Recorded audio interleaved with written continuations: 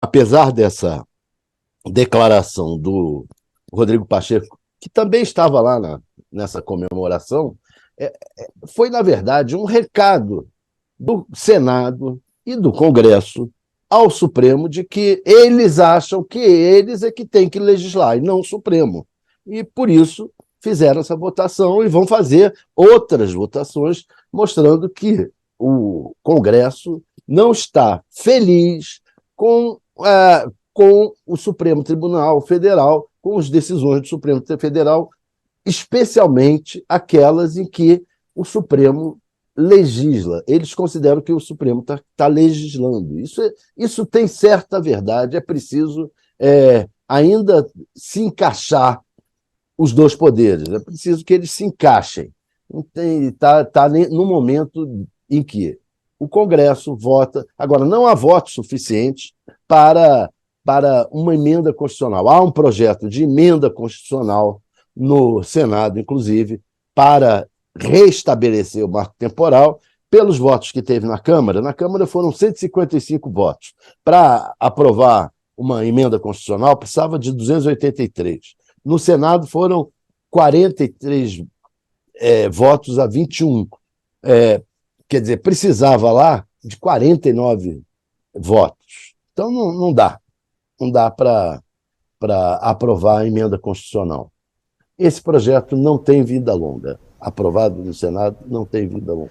Ô, Thales, pelo que eu nem sei se você estava nessa festa, aí você pode dizer se estava nessa festona aí do Renan Calheiros, mas o que ele deve vetar com esse apoio da decisão do Supremo, né, ô Thales? Porque, na verdade, ele vetando algo que foi aprovado aí no Senado, como é que fica essa questão da relação dele com o Congresso? Aliás, Lula ontem falou sobre a relação dele com o Congresso, assunto que a gente tem tratado aqui bastante, ele tendo que abrir espaço para o Centrão, colocar ministro. Vamos ouvir até o que Lula disse antes, para que você depois possa comentar. Da parte do governo, a gente já conseguiu fazer coisas que ninguém acreditava que fosse possível fazer numa relação saudável com o Congresso Nacional. O Congresso não é nosso inimigo. O Congresso não é nosso adversário. O Congresso quer, gostemos ou não, dos 513 deputados que lá estão, eles são resultado da consciência política do povo brasileiro nas eleições do ano passado. Então nós temos que conviver com o Congresso Nacional até as próximas eleições. E por isso é que nós temos que estabelecer uma relação civilizada. Ninguém precisa gostar de mim, eu não preciso gostar de ninguém. Nós temos apenas que agirmos como seres civilizados, que temos como responsabilidade cuidar desse país. Fazer com que esse país não jogue fora mais uma oportunidade. E aí, não vai azedar, ô Thales, ele vetar o projeto que veio do Senado? Eu acho que complica um pouco, mas é inevitável, até por causa da questão legal. O projeto é um projeto de lei, está querendo se sobrepor à Constituição. O que o Supremo fez? O Supremo não mudou a Constituição, não fez nada. A Constituição permanece. O Supremo fez uma interpretação da Constituição. E o Congresso está querendo um projeto de lei para se sobrepor ao que está na Constituição. Só uma PEC poderia mudar o que o Supremo decidiu. E não há voto suficiente para isso. Então, eu acho que é um recado, o Lula sabe que é um recado do Congresso para o Supremo, não tem essa força para mudar e vai ficar por isso mesmo, por enquanto. Se outros casos ocorrerem, e vão ocorrer, aí o Lula vai analisar caso a caso. Ele, no momento, não está querendo briga com Arthur Lira, especialmente o Arthur Lira, nesse caso. Nem mesmo o Rodrigo Pacheco está achando que, nesse caso, vale a pena esticar a corda demais com o Lula, e o Rodrigo Pacheco não está com problema com o Planalto. Quem está com problema com o Planalto é só o Arthur Lira. E assim mesmo está mais ou menos controlado na medida em que ele está ganhando as benesses dele. Então não creio que vá... O Lula falou aí, nós temos que Quer mudar o Congresso? Muda na próxima eleição. A expectativa do Lula é segurar o Centrão até a próxima eleição. Na próxima eleição vai ter, de novo, que renegociar com o Centrão espaços no poder. É sempre assim, até porque uma parte do Centrão vai fazer parte da base do Lula na próxima eleição, ou seja, vai ser da nova coligação que ele vai, que o PT vai fazer. Então, agora não há briga por causa disso, e ambas as partes não querem brigar. É isso. Thales Faria, obrigada por aparecer por aqui. Desculpa te acordar tão cedo. Um beijo. Até. Um beijo. Vamos que vamos, Josias. Seguimos aqui no nosso All News. Aliás, para quem quiser, tá na nossa página. Quem votou a favor e quem votou contra o marco temporal. Isso é uma coisa interessante. Tá aqui a lista. Abre aqui que eu vou só passar por ela aqui, ó. Foram 43 votos a favor, né, e 21 contrários. Aqui os votos do sim, entre eles Damares, tem também aqui Hamilton Mourão, Jorge Cajuru, tem o Sérgio Moro, Renan Calheiros, né, Soraya Tronic, Tereza Cristina. Aqui votaram não, Alessandro Vieira, aí todo mundo ligado mais a ala governista, Elisiane Gama, Fabiano Contarato, entre outros. Os indígenas devem se preocupar, professor, com essa aprovação de ontem no Senado ou não? Creio que sim, por razões diversas. É sempre uma manifestação do poder legislativo que, nesse momento, não só nega a defesa dos interesses indígenas, como também nega o espírito da Constituição de 1988. Compreendamos que a nossa Constituição Federal, que ora completa 35 anos de promulgação, ela, dos 7 textos constitucionais da história do Brasil, 1 que regeu o Império, 6 que regeram a República, o da Constituição de 88 é o único que efetivamente dedica um capítulo inteiro aos povos indígenas e, além disso, estabelece outras previsões no seu texto relacionadas ao destaque da questão da preservação da história, da cultura, da existência desses povos. Então, é sempre uma manifestação legislativa preocupante. Mas, do ponto de vista da autoridade da decisão do Supremo Tribunal Federal, essa decisão fica preservada em relação às normas anteriores. Entendamos que o Supremo Tribunal Federal, nesse histórico julgamento sobre o marco temporal, ele não estava desempenhando a competência do controle concentrado, abstrato de constitucionalidade. Eu explico o que é isso. Aquele controle que o Supremo Tribunal exerce nas ações diretas de inconstitucionalidade. O Supremo Tribunal estava desempenhando a competência em recurso extraordinário. Julgou um recurso extraordinário que veio do sul do Brasil, atacando decisão do Tribunal Regional Federal da 4ª Região, que não reconhecera interesses de povos indígenas em relação à ocupação de terras. O Supremo derrubou esse entendimento e fixou jurisprudência contra o marco temporal. Por ora, isso está resolvido. Hoje, a decisão do Supremo está de pé, os indígenas não precisam ficar tão preocupados. Mas assim que um projeto de lei dessa magnitude for aprovado, ele de plano não será considerado inconstitucional. Ele terá que passar novamente pelo crivo do Poder Judiciário, novamente no controle de constitucionalidade, mas agora, Fabiola, numa ação direta de inconstitucionalidade. E o Supremo Tribunal Federal não poderá tardar no julgamento dessa ação de inconstitucionalidade, ou pelo menos, de antemão, terá que conferir um provimento de caráter cautelar para suspender a autoridade da nova lei. E durante esse pequeno tempo entre promulgação, publicação do texto da lei e julgamento de sua inconstitucionalidade, a priori, o texto da lei produzirá efeitos. Então, em relação a isso, esse pequeno trecho, os indígenas terão que consolidar alguma espécie de preocupação e terão que estar mobilizados para atacar a nova lei perante o Supremo Tribunal Federal. Agora, professor, é razoável supor que esta lei é precária, uma vez que o Supremo decidiu, com base no artigo 231 da Constituição, confirmou a vigência desse artigo, aplicou este artigo numa interpretação que fez a respeito do marco temporal e disse, olha, aplicando-se o artigo da Constituição, os indígenas têm direito às terras hoje ocupadas por colonos ali que se apropriaram e fixou, inclusive, o direito à indenização de quem ocupou as terras de boa-fé.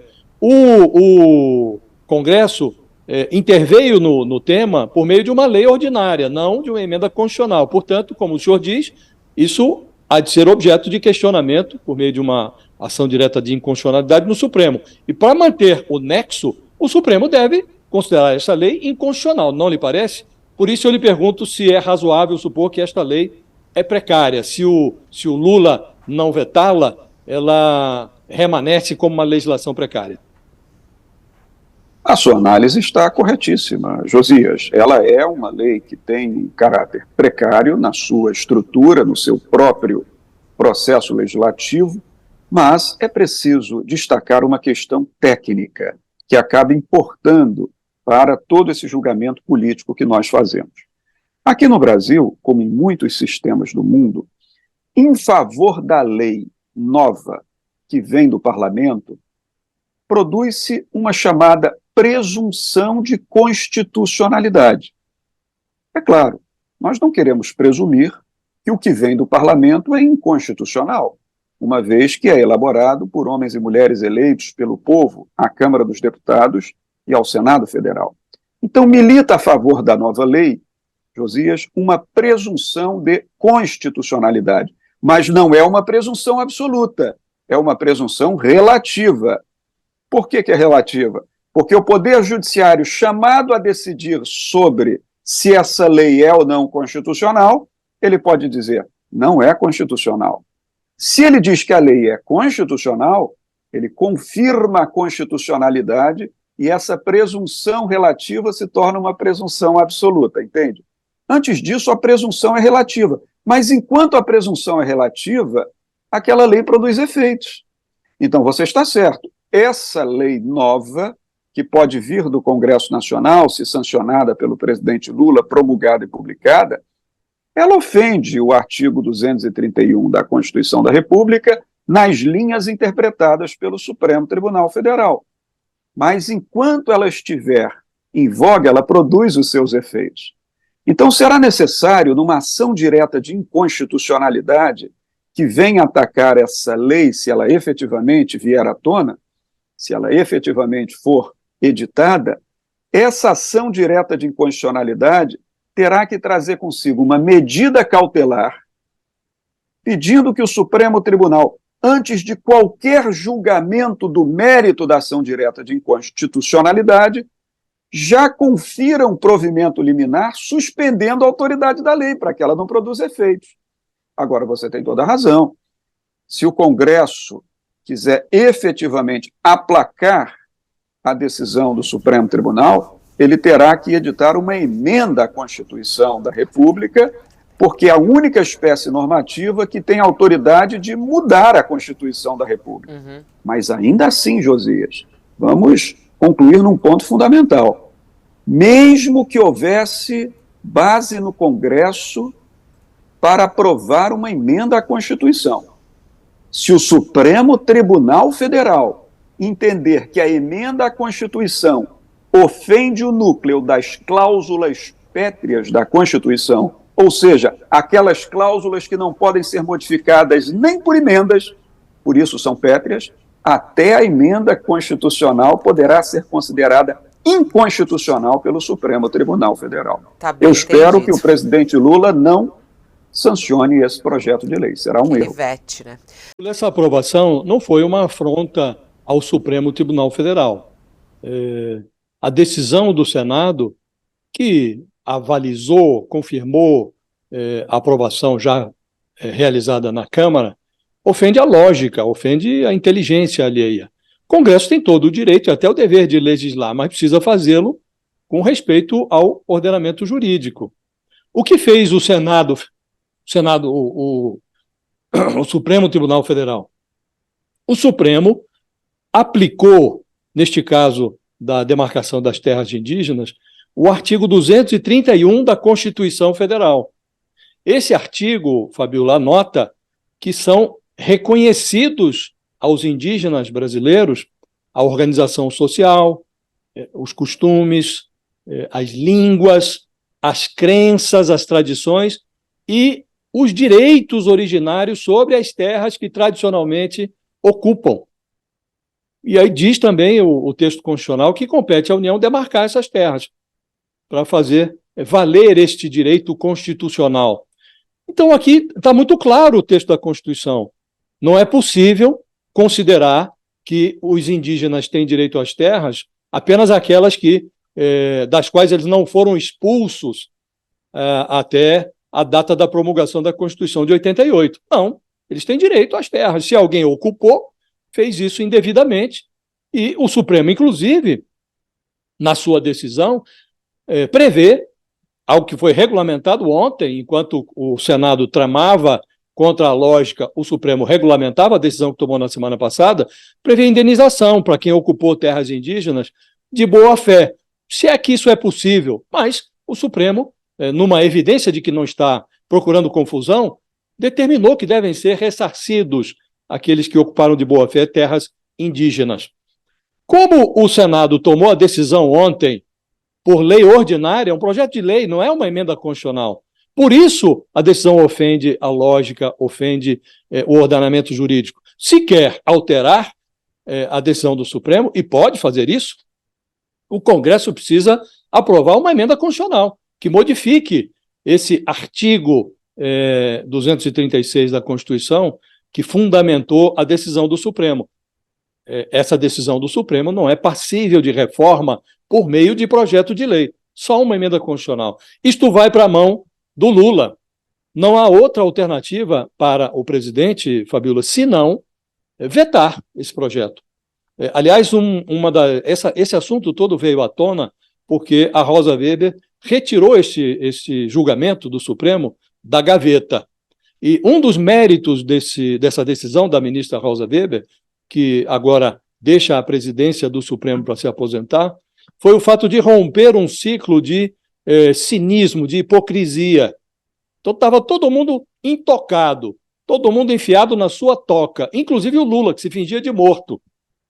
A Rosa Weber trouxe o assunto à tona, o Supremo deliberou e o Congresso agora decidiu sair da sua omissão para legislar sobre essa matéria, mas o faz de forma inadequada, como disse, por meio de um projeto de lei e não de emenda constitucional. O Lula vai ter que vetar, se quiser manter o nexo da sua presidência.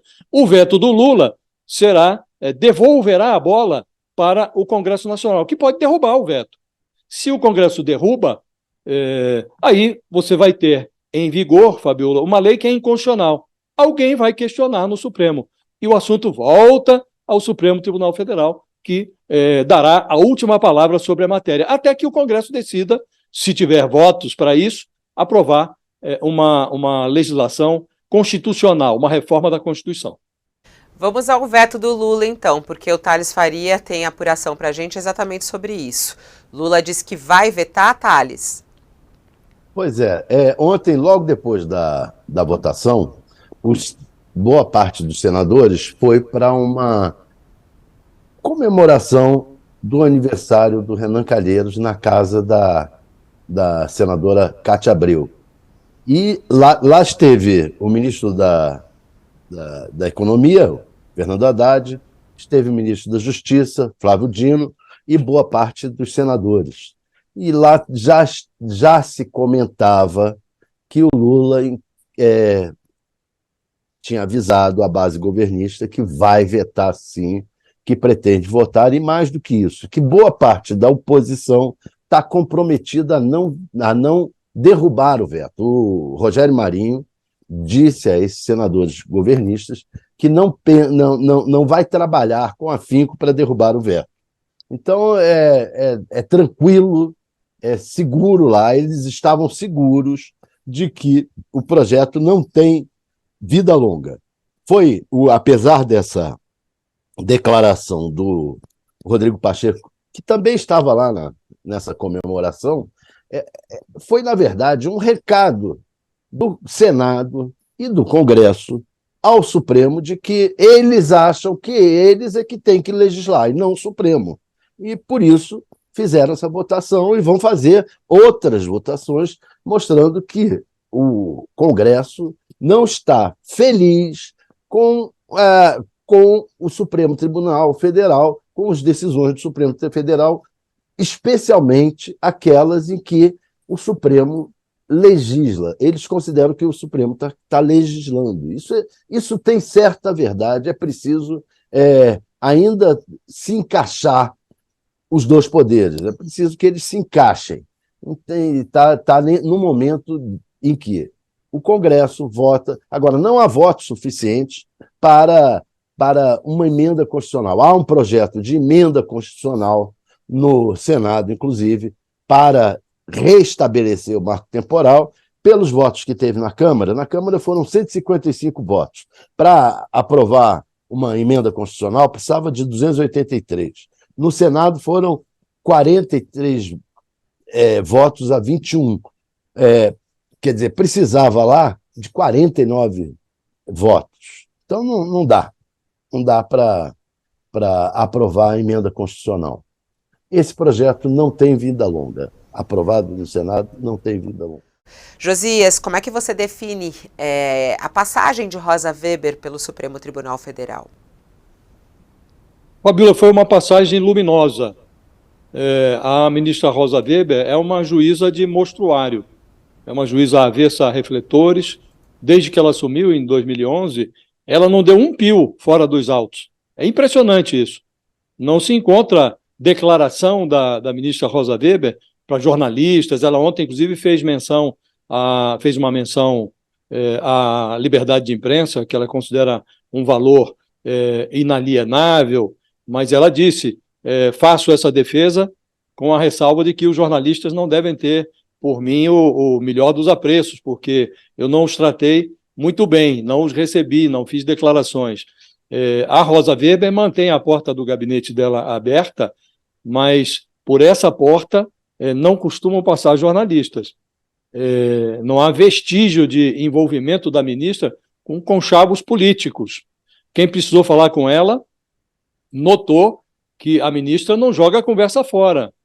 Ela mede as palavras, ela é muito criteriosa nas audiências que concede, veio da Justiça do Trabalho, dava-se muito pouco por ela quando ela chegou ao Supremo, mas o Supremo talvez não estivesse apanhando tanto quanto apanha hoje se o estilo da ministra Rosa Weber fosse seguido pela maioria dos seus pares.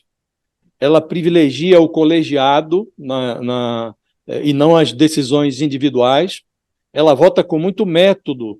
Se o Supremo formou uma jurisprudência num sentido a ministra Rosa adota essa decisão A, mesmo que ela prefira uma fórmula B. Então, esse deveria ser o sentido do Supremo Tribunal Federal. As decisões deveriam ser colegiadas. Essas decisões colegiadas deveriam ser mais valorizadas do que essas tomadas monocraticamente, decisões individuais.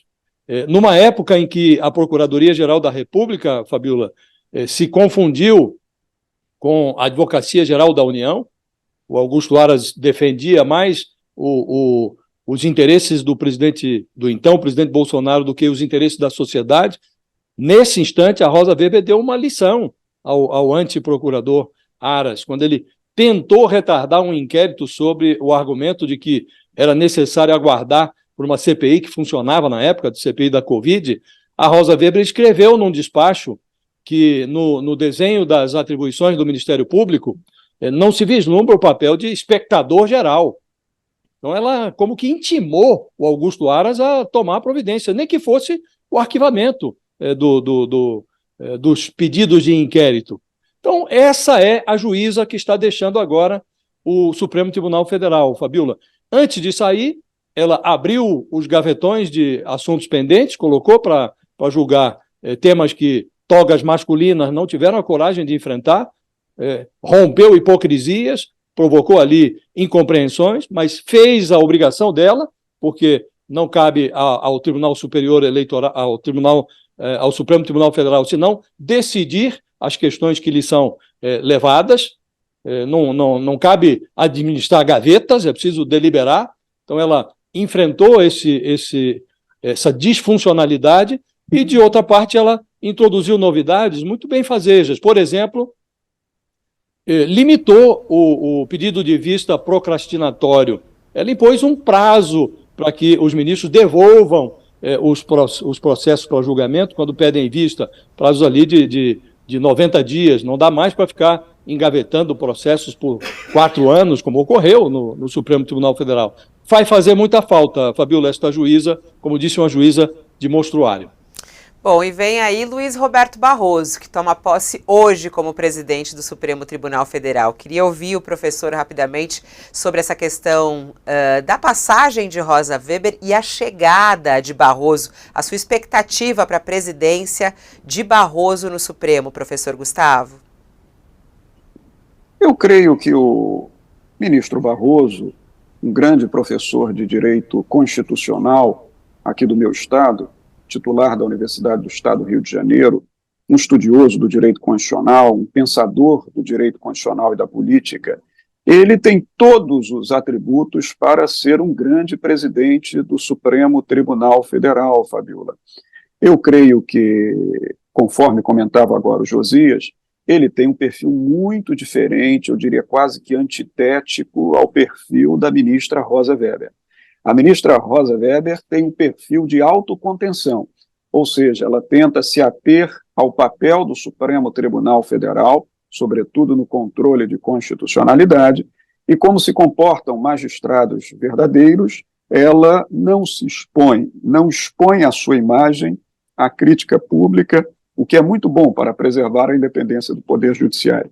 O ministro Barroso tem um perfil muito diferente. Na sua história no Supremo Tribunal Federal, iniciada no ano de 2013, ele está há 10 anos na corte, ele adotou posturas, muitas vezes posturas por muitos consideradas ativistas, ou seja, aquela postura judicial que sai dos muros da corte, avança sobre outros territórios da seara pública, do debate público, e muitas vezes acaba exercendo competências dentro do Supremo Tribunal Federal que nem sempre são competências da Suprema Corte. Isso gerou críticas muito fortes sobre o ministro Barroso. Todavia, para concluir, Fabíola, me parece que ele se deu conta de que nesse trajeto dos 10 anos ele foi muito acusado de ser um juiz legislador, muitas vezes de forma injusta, algumas vezes de forma justa. Então, pela experiência que ele adquiriu nesse decênio de judicatura na Suprema Corte do Brasil, talvez agora, na qualidade de presidente do Supremo Tribunal Federal, o que faz que ele seja mais do que presidente de um tribunal. Ele será o chefe do poder judiciário da nação brasileira. Aquilo que lá nos Estados Unidos da América se chama de Chief Justice, o chefe da justiça. É bem provável que ele, se dando conta dessa dimensão e se dando conta das críticas que ele recebeu ao longo dos últimos anos por ter sido, em muitos momentos, adepto do ativismo judicial, que agora ele adote uma posição de maior serenidade, de maior equilíbrio, porque ele sabe que é isso que precisa o Poder Judiciário. Serenidade, equilíbrio, paz, tranquilidade, porque o Poder Judiciário é exatamente o poder destinado à pacificação, de modo que seus membros não podem adotar uma postura que avance além das competências do próprio poder, sob pena de colocar esse poder na berlinda e na crítica política. É o que eu penso.